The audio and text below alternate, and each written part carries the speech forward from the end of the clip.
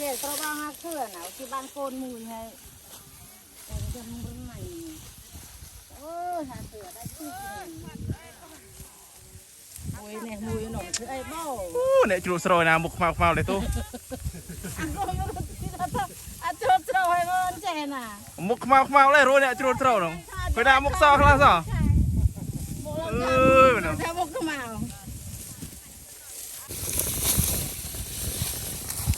เจ๊ตระวังหักเขื่อนเอาที่บ้านโกนมูลไงแต่จะมึงรุ่นใหม่หาเสือได้ที่โอ้ยเนี่ยมูยหน่อยคือไอ้เบ้าเนี่ยจุดสโรยน้ำมุกมาเลยตู้อาจุดเราให้มันเจน่ะมุกมาเลยรู้เนี่ยจุดสโรยน้องไปน้ำมุกซอคลาซอแค่มุกขมาว